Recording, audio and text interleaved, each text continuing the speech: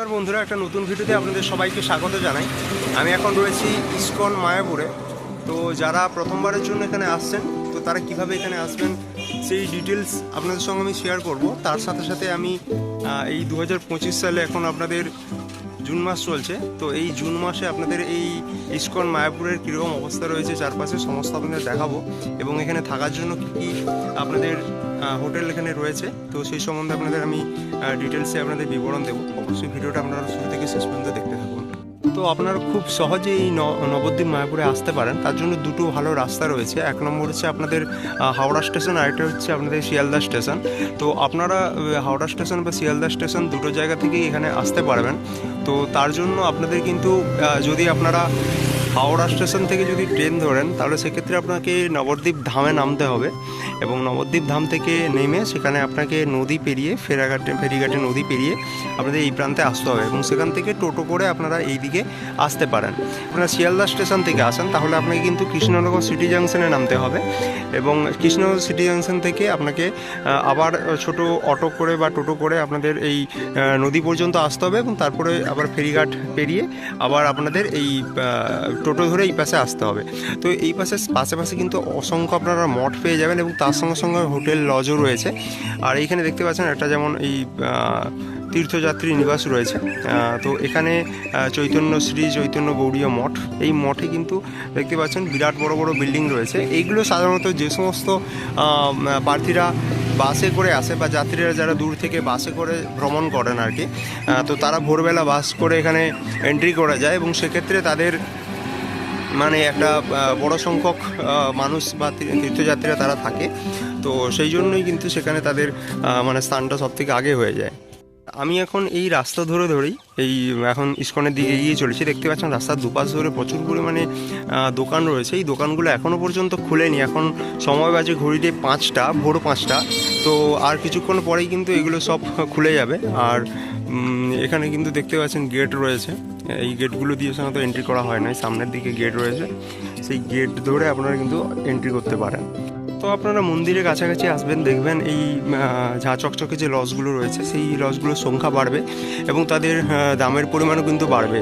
সেই তুলনায় আপনারা যদি ছোটোখাটো মঠ বা আশ্রমগুলো যদি ভাড়া নেন, সেক্ষেত্রে আপনাদের থাকার জন্য ভাড়া কিন্তু খুবই কম নেবে।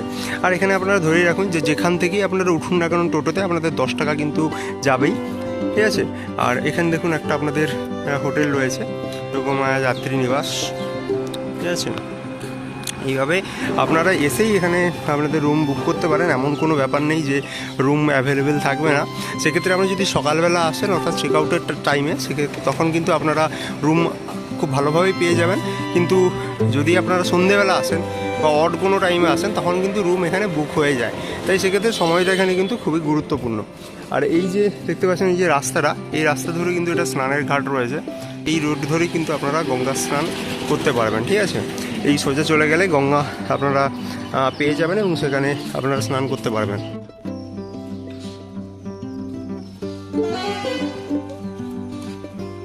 এখানে হোটেল আর দোকানের চারিদিকে ছড়াছড়ি রয়েছে, আপনাদের কোনো অসুবিধা হবে না।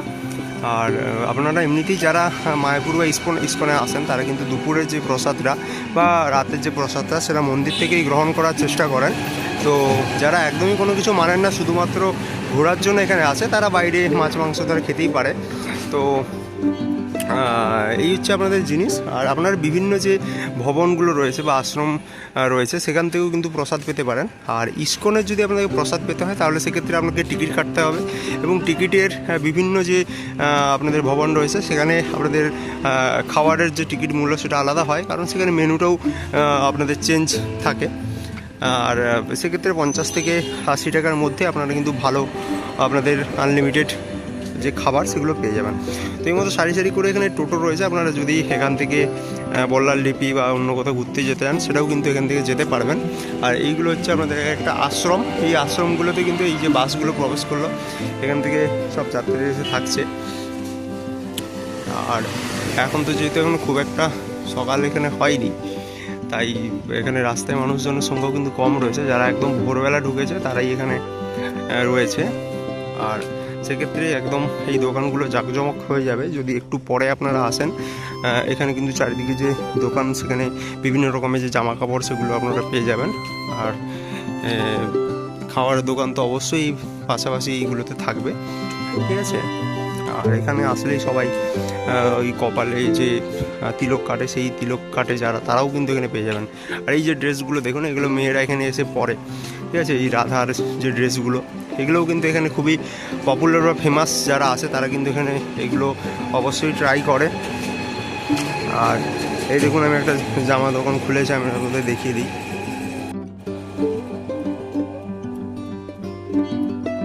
আমি দূর থেকেই আপনাদের যে মন্দির রয়েছে, পুরনো মন্দির বলুন বা নতুন মন্দির, সেই মন্দির আপনাদের আমি দেখাবো। এখন প্রথম ভোরের আলোয় মন্দিরকে কত সুন্দরভাবে লাগছে সেটা আপনারা একটু দেখুন।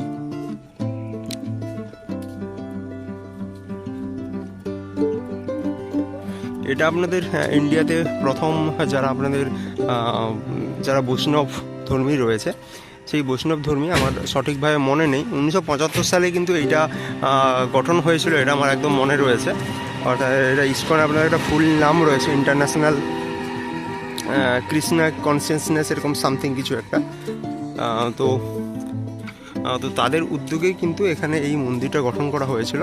এবং এই ইসকন শুধুমাত্র যে এখানেই রয়েছে সেটা না, ইসকন বিভিন্ন দেশের বিভিন্ন জায়গায় রয়েছে। আর এবং কলকাতার বিভিন্ন জায়গাও কিন্তু ইসকন আপনাদের রয়েছে। কিন্তু এই যে মন্দিরটা, এই মন্দিরটা হচ্ছে বিশ্বের সবথেকে বড় কৃষ্ণের মন্দির আর কি, ঠিক আছে। এত বড় মন্দির এখানে কিন্তু নেই। আর ওপরে আপনারা ওগুলো দেখতে পাচ্ছেন, ওগুলো কিন্তু সবই সোনার তৈরি।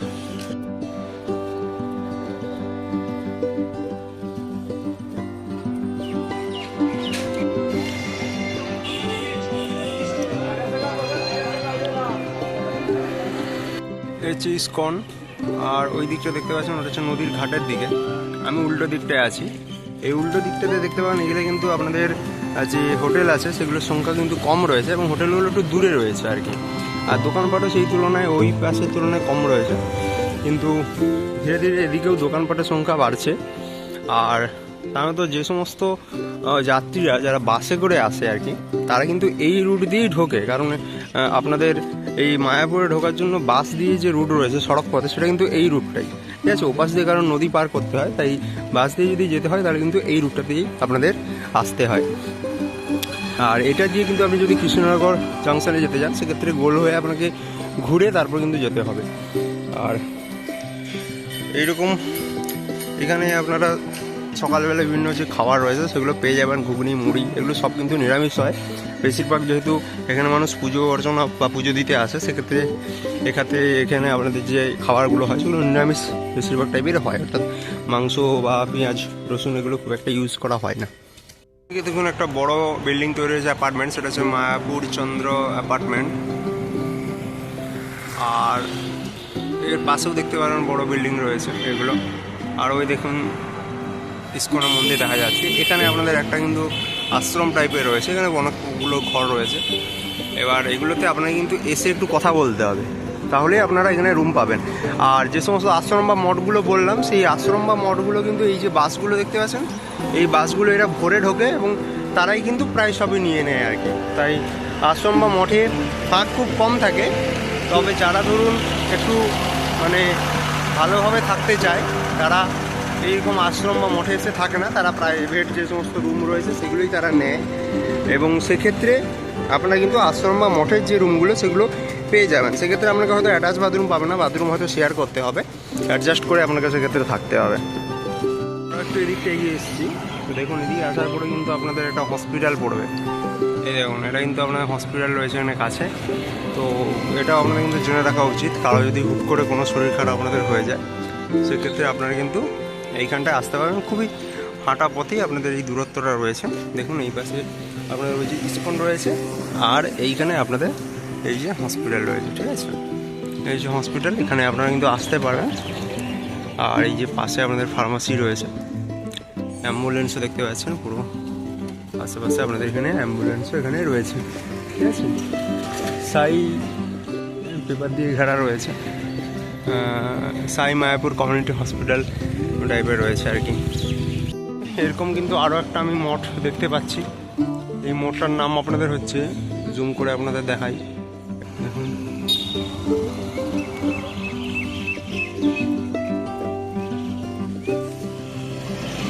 আরেকটা জিনিস আপনাদের একটু জানিয়ে রাখি, সেটা হলো আন্তর্জাতিক কৃষ্ণ ভবামৃত সংঘ দ্বারা ইস্কন মায়াপুরে জগন্নাথ রথযাত্রা মহোৎসব পালিত হবে 2025 সালের। এটা 27 জুন শুক্রবার থেকে শুরু হবে 5ই জুলাই শনিবার পর্যন্ত এখানে আপনাদের রথযাত্রা সংগঠিত হবে। দেখুন এখানে আপনাদের ব্যানার করা হয়েছে, ঢোকার মতেই এইরকম আপনাদের সুন্দরভাবে একটা ব্যানার তৈরি করা হয়েছে। এগিয়ে আরেকটু চলে আসলে দেখতে পাবেন ইন্ডিয়ান অয়েলের পেট্রোল পাম্প রয়েছে। আপনারা যারা দূর থেকে বাইক নিয়ে আসেন বা গাড়ি নিয়ে আসেন, সেক্ষেত্রে আপনারা এখানে পেট্রোল পাম্প পেয়ে যাবেন। তো এখানে তেল ভরা আপনার কোনো অসুবিধা হবে না। এই যে জায়গাগুলো, এখান থেকে আপনারা খাবার যে টিকিট বা কুপন বলতে পারেন সেটা কিন্তু পেয়ে যাবেন। ঠিক আছে, এটা হচ্ছে মন্দিরের মঙ্গল আরতি থেকে দর্শন আরতি থেকে সব কিছু রয়েছে। এটা হচ্ছে গোদা ভবন। গোদা ভবনে দেখুন মহাপ্রসাদের টাইম, লাঞ্চ আছে আপনাদের 1টা থেকে 2:30 পর্যন্ত, আর ডিনার রয়েছে 8টা থেকে 9টা পর্যন্ত। আর মেনু এখানে দেখতেই পাচ্ছেন। গোদা ভবনে হচ্ছে আপনাদের 80 টাকা করে আপনাদের মিল পড়ছে, আর ডিনার পড়ছে 50 টাকা করে। ঠিক আছে, 3 থেকে 6 বছর পর্যন্ত 50 টাকা করে, আর 3 থেকে 6 বছর পর্যন্ত এটা 30 টাকা করে।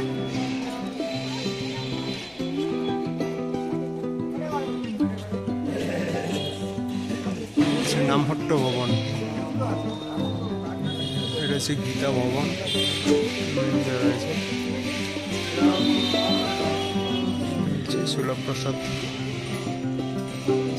গোদা ভবনের প্রসাদের টিকিট আমি পেয়ে গেছি। মন্দির চত্বরটা একটু দেখিয়ে দিই।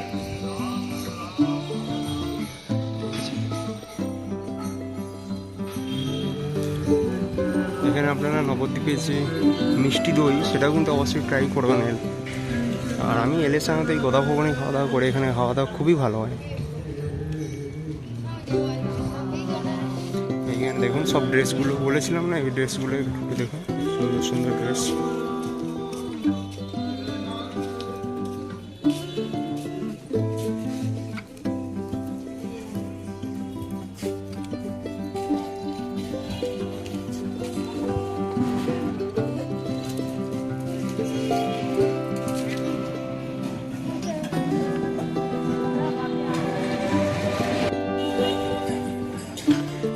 তো চলে এসেছি মহাপ্রসাদ খেতে, এখন যাব গোদা ভবনের দিকে।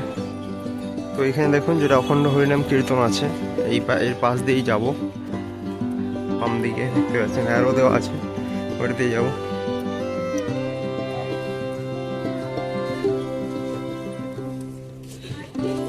এখানে আরও অনেক কিছু দেখার রয়েছে, আপনারা দেখতে পারেন। গোশালা রয়েছে, সেই গোশালার দিকে আপনারা যেতে পারেন।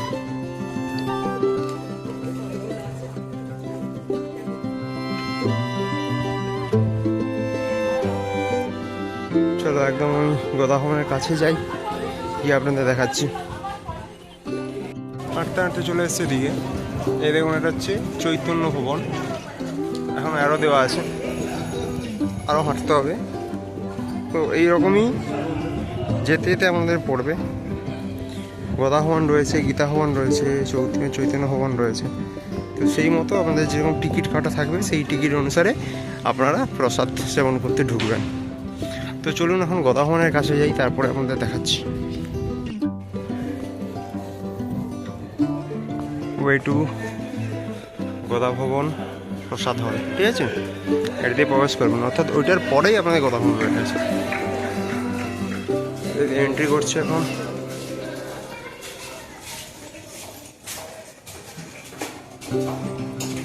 এবার এই জায়গাটা কিন্তু খুব সুন্দর একটা জায়গা আছে, গোল মতো করে, আর এখানে বাগানটাও রয়েছে খুব সুন্দর। এটা সন্ধ্যাবেলা আসলে আরও ভালো লাগবে। এই দেখো এই চত্বরটা দেখুন চেষ্টা।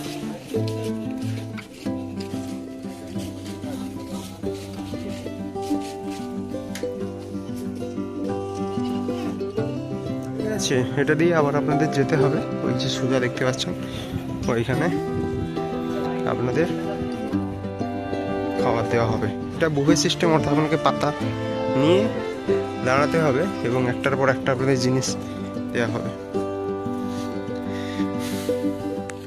এখান থেকে মন্দিরে যে ভিউটা পাওয়া যায় সেটা জাস্ট ইচ্ছে আসে। অনেকে কিন্তু এই গার্ডেন ভেতরে ঢুকতে দেয় এবং এখান থেকে রাতের সন্ধ্যা এসে বসতে পারে এবং এখান থেকে অনেকে ছবি তোলে এই মন্দিরটাকে ব্যাকগ্রাউন্ডে রেখে। একটা লাইন দিয়েছে, আর এই পার পেছন দিয়ে এইখান দিয়ে সবাই ঢুকছে। জুতোগুলোকে সবাই এক সাইডে রেখে দাও, দিয়ে ঢুকতে হবে। জুতোগুলো রেখে দিই, এখন প্রবেশ করলাম। এই দেখো,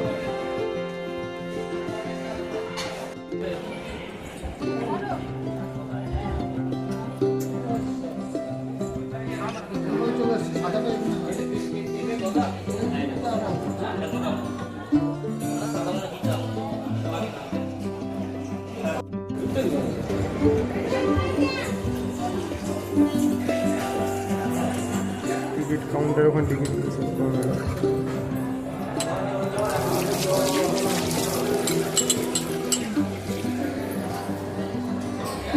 হাতগুলো ধুয়ে নেওয়ার পরে টিকিট দেওয়ার পরে এই যে জায়গাগুলো, এই জায়গাগুলোতে কিন্তু খাওয়া দাওয়া হয়, ঠিক আছে।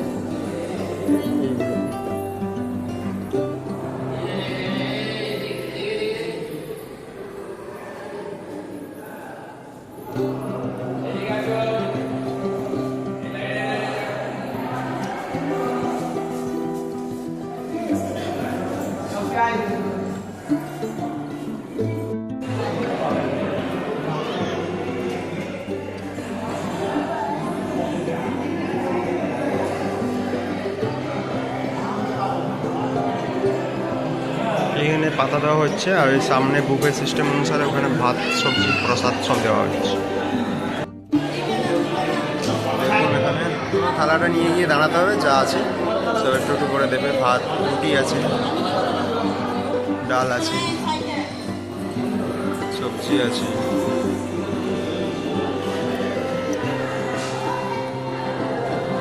ঠিক আছে। নিয়ে নিয়ে একদম দেখাবো। প্রসাদ পেয়ে গেছি, ভাত দিয়েছে, ডাল দিয়েছে, একটা চানার তরকারি দিয়েছে, আর এই পাশে একটা মিক্স ভেজ পটল দিয়ে একটা রুটি দিয়েছে, পায়েস, এখানে গুড়পিঠা টাইপের কিছু রয়েছে, আর জল। টোটাল হচ্ছে আপনাদের 80 টাকা। এটা শেষ করতে পারলে আনলিমিটেড আবার পাবে। খাওয়া দাওয়া কমপ্লিট, পুরো পরিষ্কার করে দিয়েছি। এবার এই দিকে আপনাদের এক্সিস্টের গেট রয়েছে, দেখুন এক্সিস্টের গেট। এইখান দিয়ে আমি এখন যাবো। এই পাতাটাকে একটা জায়গায় ফেলাতে হবে, আর এই যে কাঁচিটা রয়েছে, প্লেটটা রয়েছে, এটাকে এক জায়গায় রাখতে হবে। এখানে বেসিন করা হয়েছে, এখানে আপনারা হাতটা ধুয়ে নিতে পারেন। তো এখানে বহুজনের কিন্তু হাত ধোয়ার ক্যাপাসিটি রয়েছে, একসাথে কখনোই কিন্তু ভিড় হবে না। এদিকেও দেখুন রয়েছে। ব্যাস, আপনার হাত পা ধোয়া হয়ে গেলে এখানে এক্সিট যেদিকে আপনার লেখা থাকবে, এদিক দিয়ে আপনারা এক্সিটটা করবেন, ঠিক আছে। এই দেখুন এক্সিট লেখা রয়েছে, এদিন দেখুন এদিকে নো এন্ট্রি, এদিকে এক্সিট লেখা রয়েছে, এদিক দিকে যাবেন, ব্যাস দেখতে পারবেন আবার এই লাইন পড়ে গেছে। তো এরা এখান দিয়ে এন্ট্রি হচ্ছে, আর এদিক দিয়ে আপনারা এক্সিট করে চলে যাবেন। ফাইনালি যে রাস্তা দিয়ে ঢুকেছিলাম সেই রাস্তা দিয়েই ব্যাকে বেরিয়ে চলে এলাম। আর প্রসাদের তো কোনো রিভিউ হয় না, সত্যি বলতে ওই যেটাকে ফার্স্ট টাইম গুড়পিঠা টাইপের বলেছিলাম, ওটা অ্যাকচুয়ালি আলুর বড়া টাইপের। তো সেটা বাদে কিন্তু বাকি যা কিছু সেগুলো খুব সুন্দর ছিল। এগুলো আনলিমিটেড আপনাদের, তো অবশ্যই 80 টাকায় ওটি আপনাদের খাবার এটা কিন্তু হবেই, পেটে ভরে যাবে, কোনো অসুবিধা নেই। অবশ্যই আপনারা এখানে আসবেন। এছাড়া অন্যান্য যে ভবনগুলো রয়েছে সেখান থেকেও আপনারা ট্রাই করতে পারেন, কোনোটাই কিন্তু খুব একটা খারাপ হবে না। মতো আপাতত কাজ কমপ্লিট, এখন রুমে যাবো, একটু ঘুমাবো। সন্ধ্যাবেলা আপনাদের সন্ধ্যা আরতি আছে, যদি থাকি আমি এখানে অবশ্যই সেটা দেখাবো, আর না থাকলে কিছু করার নেই। আপনারা যারা আসবেন অবশ্যই সন্ধ্যা আরতির সময় ওটা দেখবেন, ওটা এনজয় করবেন, এখানে গানের তালে তালে নাচবেন, এটাই বলার আর। তো ভিডিওটা বেশি বড় করবো না, আশা করি অনেকটা হেল্পফুল হলো আপনাদের। দেখার জন্য সবাইকে